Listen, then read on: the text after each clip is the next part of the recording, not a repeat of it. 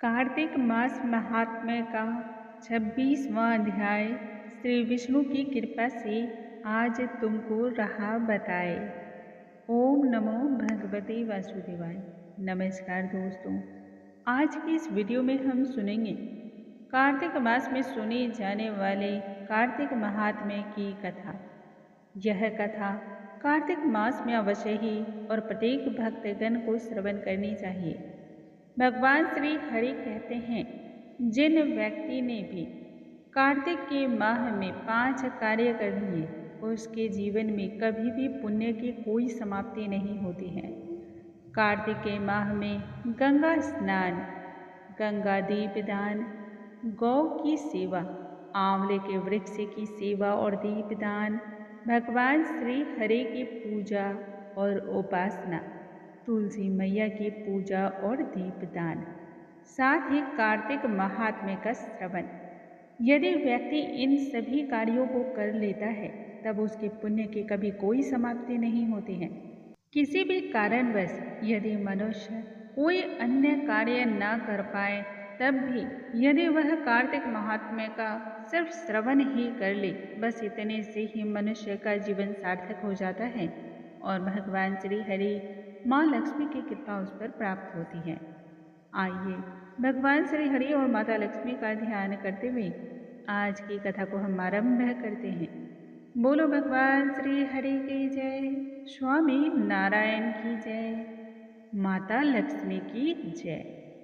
नारद श्रेष्ठ आगे कहने लगे, इस प्रकार से विष्णु पार्षद के वचन को सुन करके ब्राह्मण धर्म दत्त कहने लगे, प्रायः सभी मनुष्य भक्तों का कष्ट दूर करने वाले तथा जगत के पालनहार श्री हरि विष्णु की आराधना करने के निमित्त यज्ञ, दान, व्रत, तीर्थ स्थल के दर्शन और तपस्याओं के द्वारा उनकी आराधना पूजा करके उन्हें प्रसन्न करते हैं।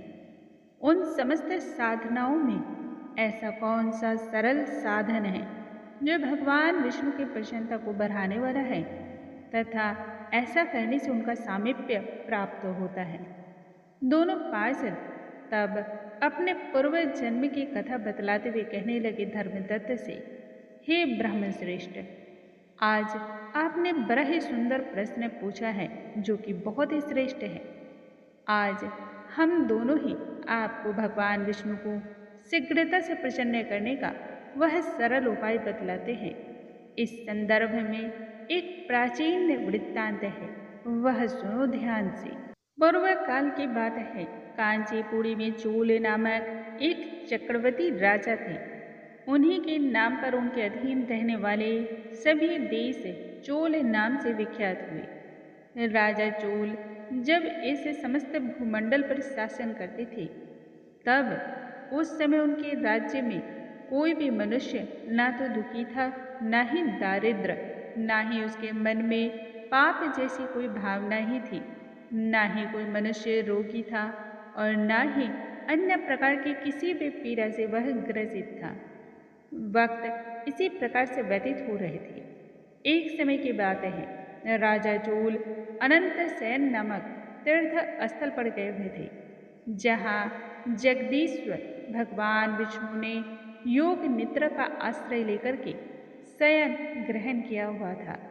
वहाँ भगवान श्री हरि के दिव्य विग्रह की राजा ने एक निष्ठापूर्वक विधि पूर्वक पूजा और प्रार्थना की। दिव्य मणियों, मुक्ता फल तथा सुवर्ण से बने हुए सुंदर सुंदर पुष्पों से भगवान श्री हरि के पूजन करके उन्हें साष्टांग प्रणाम किया। भगवान श्री हरि को प्रणाम करने के बाद राजा ज्यों ही बैठे, उसी समय उनकी दृष्टि भगवान के पास आते हुए एक ब्राह्मण पर जा पड़ी, जो कि उन्हीं की कांची नगरी की निवासी थी।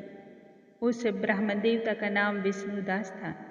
उन्होंने भगवान की पूजा के लिए अपने हाथों में तुलसी का दल और जल ले रखा था। जब वह ब्राह्मण देवता निकट आए, तब उन ब्राह्मण ने विष्णु सूक्त का पाठ करते हुए देवाधिदेव भगवान श्री हरि को स्नान कराया और तुलसी की मंजरी तथा पत्तों के द्वारा भगवान श्री हरि की विधिवत पूजा को संपन्न किया।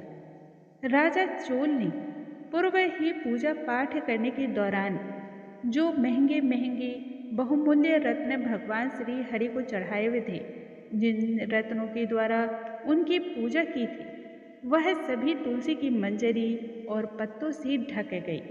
यह देखकर कि राजा क्रोध में आकर कहने लगे, विष्णुदास, मैंने मणियों तथा बहुमूल्य रत्न और सुवर्ण से भगवान श्री हरि की पूजा की थी, तब वह कितनी अधिक शोभायमान हो रही थी।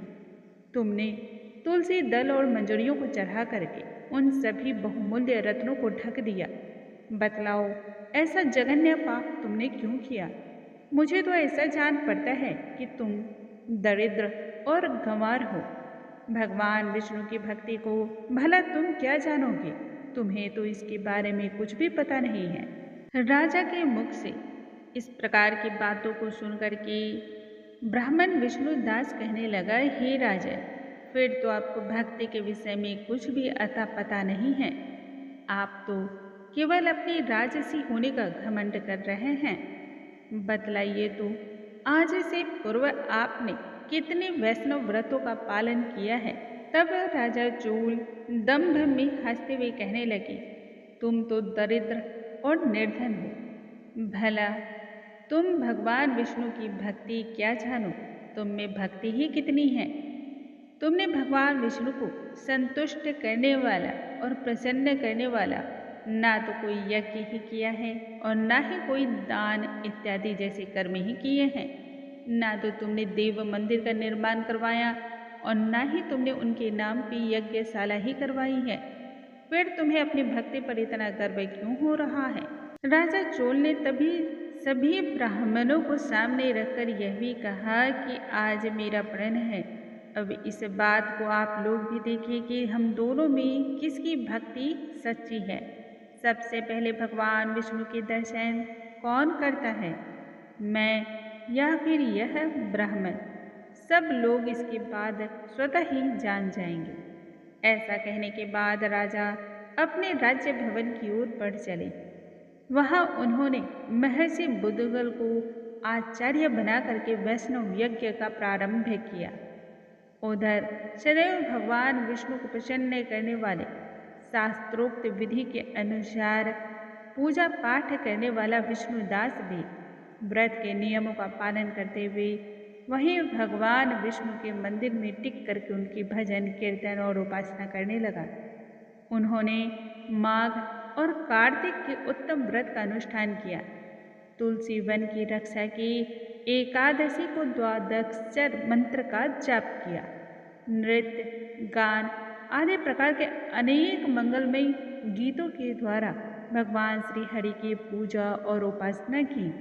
वे प्रतिदिन चलते फिरते, उठते बैठते, सोते जागते, हर समय भगवान श्री हरि के नामों का ही स्मरण किया करते थे। उनकी दृष्टि सर्वत्र एक समान हो गई। वे सब प्राणियों के भीतर एकमात्र श्री हरि को ही स्थित देखते थे।